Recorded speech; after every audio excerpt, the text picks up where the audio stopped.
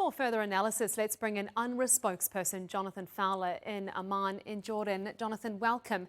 So earlier in the show, we were discussing Israel's delay in reopening that Rafah border crossing. I want to ask you firstly, how much aid does UNRWA have in its warehouses over the border from Gaza in Egypt and Jordan?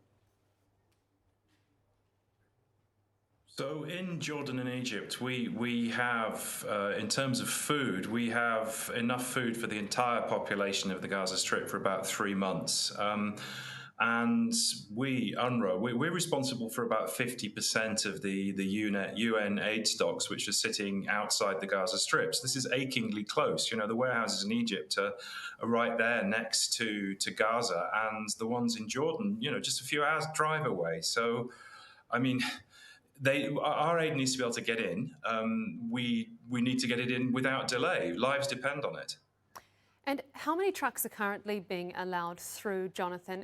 And once those trucks start coming through, how many truckloads of aid will it take to stop famine or famine-like conditions from continuing to spread in the enclave?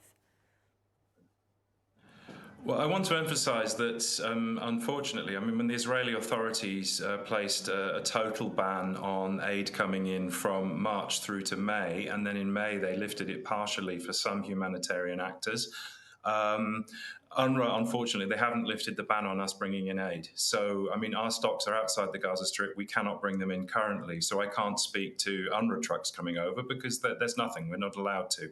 And that in itself is shocking, and the ban must be lifted. Otherwise, I mean, other parts of the United Nations system, the commercial sector, you know, trucks are beginning to move in, but it's a trickle, and it has to be not even a flow. You know, it has to be like a flood of humanitarian aid immediately into the Gaza Strip. I mean, there's no doubt about that, and you know, we see reports of, you know, several hundred here, several hundred there, maybe half a dozen from one agency or another.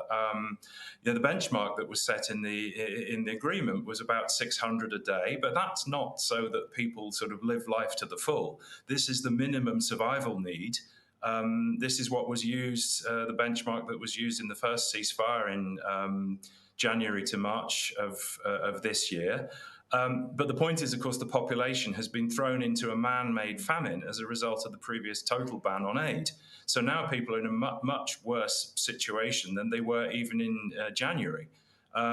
So, you know, that benchmark is really a minimum, and it has to be surpassed. Certainly not, you know, half of that amount be allowed in.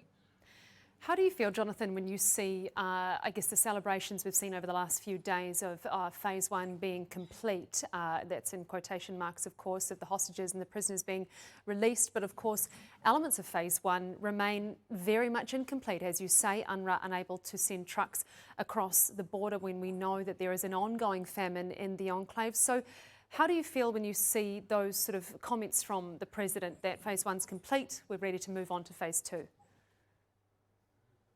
I mean, I don't speak to comments from individual leaders, but I mean, we all see the context, which is, I mean, there has to be a momentum, put it that way. So it is about moving from one phase to the next. There's no doubt about that. The question is, you know, sort of full implementation of each phase. Is that the thing that is required for then to move to the next phase? I mean, the priority absolutely has to be the well-being of the population of the Gaza Strip. There's no doubt about that. I mean, in the meantime, of course, even though we're not able to get aid across because we're not allowed to, we have 12,000 team members who have been working tirelessly throughout this war inside the Gaza Strip, Palestinian team members. More than 370 of them have been killed, which is unprecedented in the history of the United Nations for UN team members. And they're continuing to do medical consultations. They're doing water, sanitation, learning activities for children, psychological support for trauma survivors, these kind of things. So that work continues. But the point is that operationally, we need to be able to do our work right across the humanitarian chain. So however aid gets in, the aid needs to be distributed. And this is where we come in, because that's what we're doing already, and we need to be able to scale up. But the key thing, as I said, is that the momentum must continue. You know, there can't be backsliding in terms of the ceasefire, because we need a sustainable ceasefire to move towards lasting peace. Jonathan Fowler, UNRWA spokesperson, live for us here on TRT World. Thank you so much.